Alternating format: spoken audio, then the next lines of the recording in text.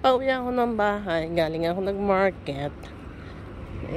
Dapat ako ay ang dumi ng daan. Kasi may ginagawa sila doon, itong train station. Kaya walang naglilinis. Pag ano na ito, malinis na pag matapos na yan. Ito naman, school yan dati. Close. So, ako, mag-start ako again sa aking YouTube channel kasi may YouTube naman ako. Mag-start ako doon kasi na-close na yun eh, pero nagkaroon pa rin ako ng notification from YouTube kung yung sulat na yung creator, pero sinabi ni YouTube na close na muna yun kasi hindi na ako nag-upload since 2 years yata. Oo. Ngayon, i-open ko na naman siya. Pero naka-open, nakapag-post naman ako.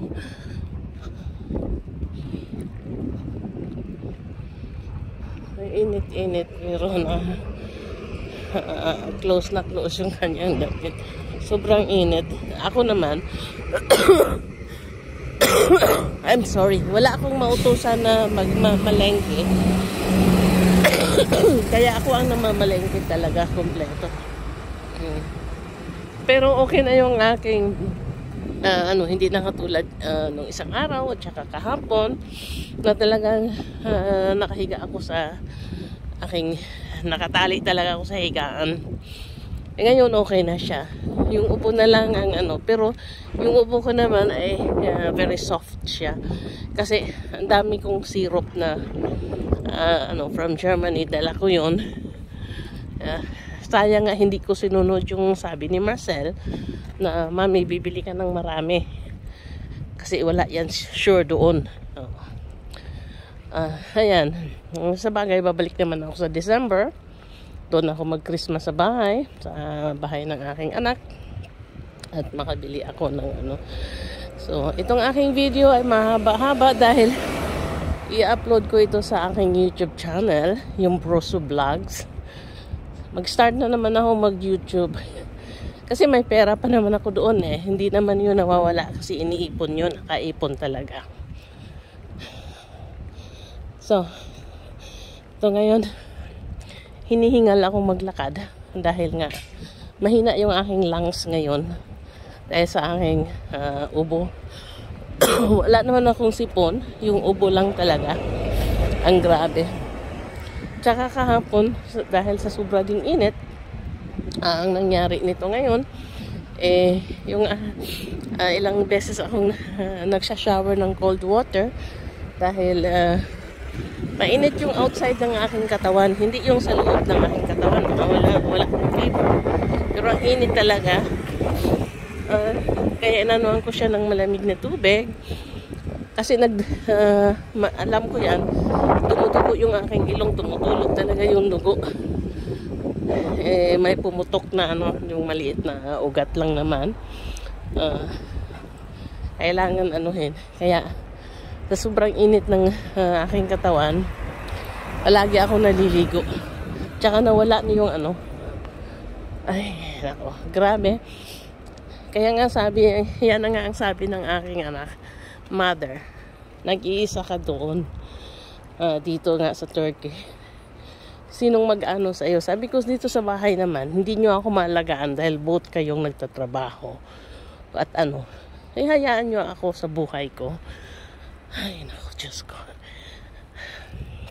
Nandoon nga ako kailangan yung oras ng aking anak is very talaga limited lang para sa akin at saka sa kanyang pamilya dahil nga sa kanyang work. Kung nandoon ako, istorbo lang ako sa buhay. Kaya nandito, hindi ko naman ipaalam sa kanila pag ako'y magkakasakit kasi ayaw ko din naman silang istorbohin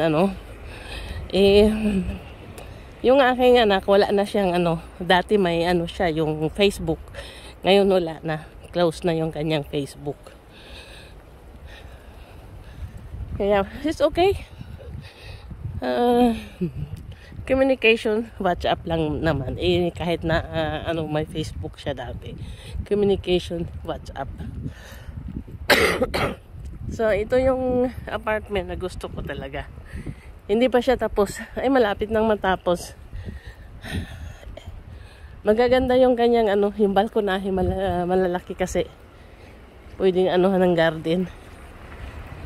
Kung may pera ako, siguro mga isang apartment yan siguro mga 4 million Turkish lira.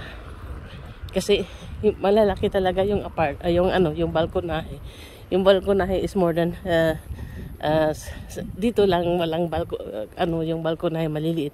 Pero sa kabilang side, sa left at saka sa likod is siguro mga 80 quadrat meters yung pwede mong taniman. Maganda talaga. Tsaka yung entrance niya, ang ganda. Yung entrance niya, pang talaga ito.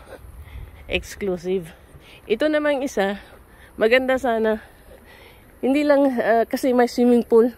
Hindi lang maganda ang pagkagawa ng apartment, parang mumurahin. Ito ang maganda.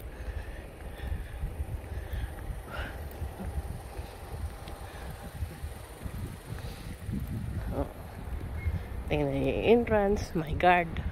Ganyan naman karamihan dito Yung guardhouse. Maganda ang pagkagawa. Dahil yung guardhouse nila, pwede siguro may room pa dyan para hindi naman 24 hours na nakatayo yung guard. Magtembre ka lang. So, ito.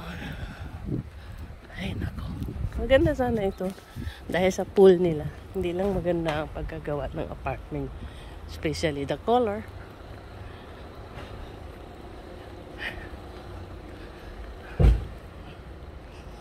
So, ay, nako. Ilang minutes na itong aking video. So, thank you for watching.